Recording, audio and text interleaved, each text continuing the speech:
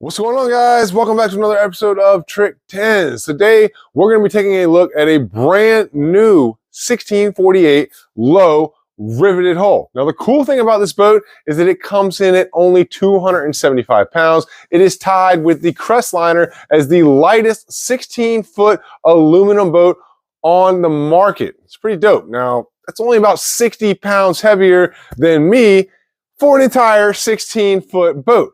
I'm going to turn this camera around. I'm going to give you guys a full walkthrough, and we're going to check this thing out. Let's get right into it. All right, guys, here we go. Lowe 1648. This boat is brand new. It's a 23 model. Customer picked it up. He's had it for a year. He was going to build it out himself, but he decided there's a little bit more than he wanted to do, and that's why he brought it to me.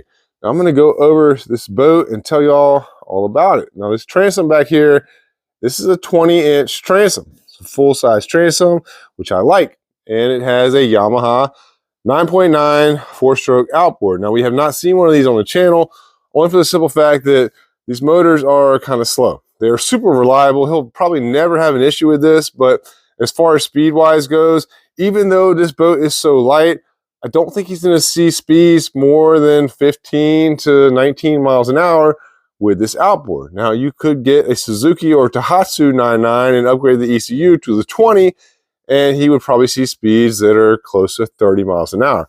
The last boat that I built like this, same exact boat, was the Punisher rig, and that rig was running about 30, 31 miles an hour top speed with a Suzuki with that 20 horsepower ECU upgrade in it, but it's still a sweet boat. I mean, it's brand new. It comes with a 10-year hull warranty.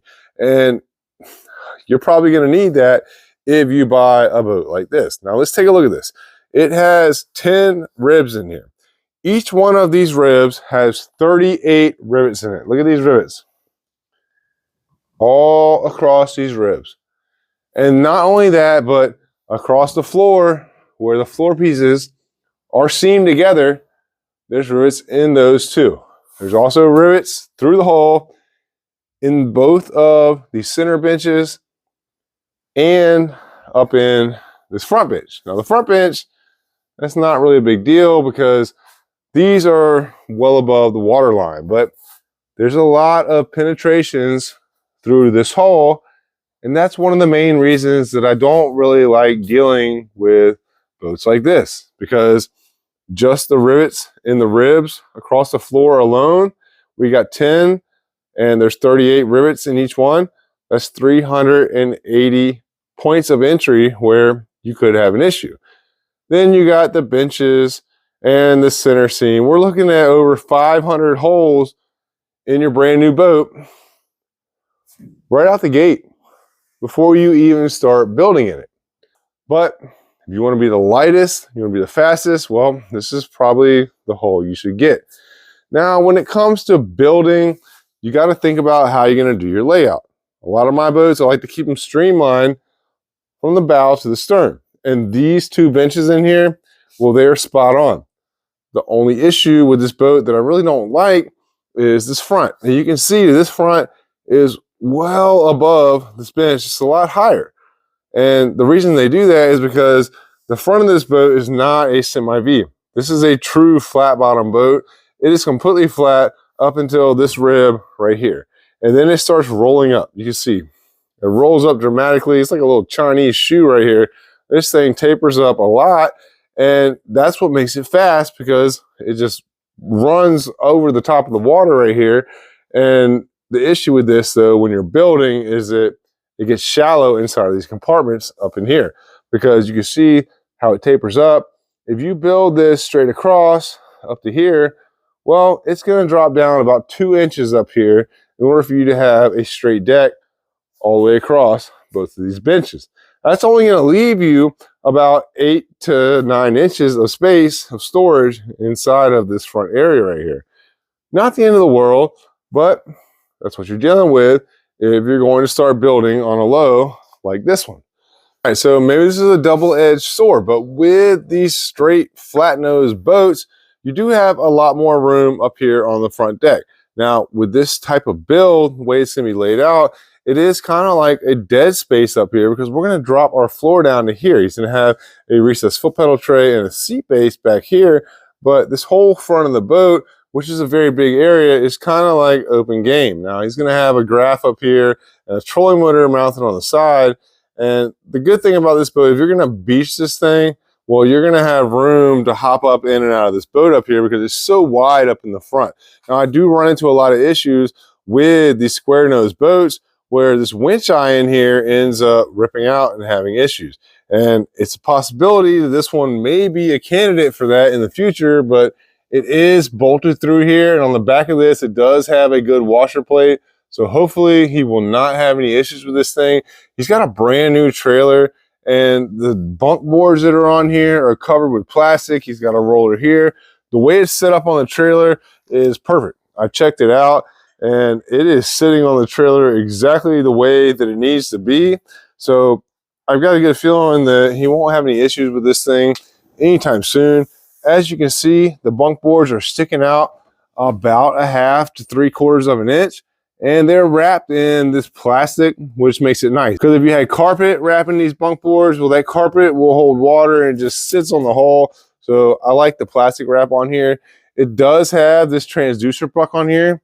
It's riveted through the hull also, but at least it gives you a spot where you can mount your transducer. You don't have to put any more holes into the back of the boat. All right, so this boat is only a 1648.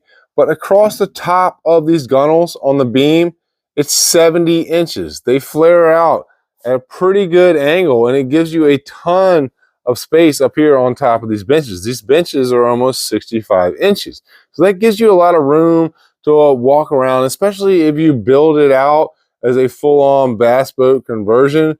It's pretty wide rig. Now, the one thing about this boat that I don't really like is this live well that it comes stock with. So the way this hatch is set up, the lid, you can see it's like a channel. It runs over both sides of the bench. It's not terrible, but the thing that really kills me is that the pan inside of here for the live well is just riveted through the live well and then down through the bottom of the hull. It's kind of a stupid design in my opinion, because now you have two pieces of metal, the live well and the bottom of the hull, and a rivet going through both.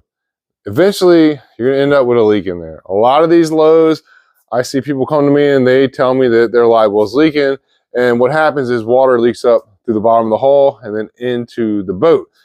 Not only that, but you can't really fill this thing. There's no way to fill it unless you manually fill it, because you have a plug in the bottom of the boat which runs directly through the bottom of the hull. And if you let the water fill this up, well, your water line is going to sit right here. So what do you got? 4 or 5 inches of water? That's not enough water to keep fish alive. And without having some type of a pump and filtration system in there, aeration, you're not going to keep fish alive in there. It's not a bad size live well. It's big enough, but with those rivets in the floor and without you being able to pump water into it to fill it up, it's kind of pointless. So what I'm going to do with this boat is I'm going to actually take that live well out. I'm going to drop in a different live well. I'm going to weld all those holes up in the bottom of the boat first, and then I'm going to cut a hole into this bench on the side and drop in an electrical panel hatch where I can have all the switches and fuses for his pumps and the lights and stuff like that. But that will allow you to have access to get up into the side of the live well where you can run a pump in here for the pump in and another pump for the recirculate pump. And that's going to be a tournament live well that will keep fish alive. If he decides he wants to fish tournaments, he'll be set up and ready to go. Now, all in all, it's not a bad boat. I don't like the rivets.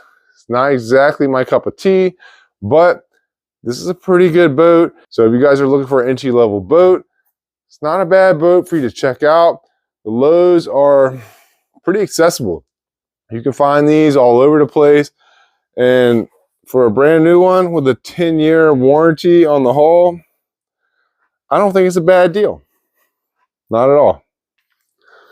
All right, so there it is, Lowe 1648. Now, the weight on this boat is so light, if you're in the market for a boat that you want to fish electric only with, the weight might be a big issue, and this is something that you might be interested in. Now, the price point on them is not much different than the well-built or some of the other welded manufacturers, so you're not really doing yourself a favor price-wise by getting this riveted hull. And my personal opinion is if you're going to build an entire boat rig out, I would start with a welded hull. I just have a lot more luck with the welded hulls, longevity.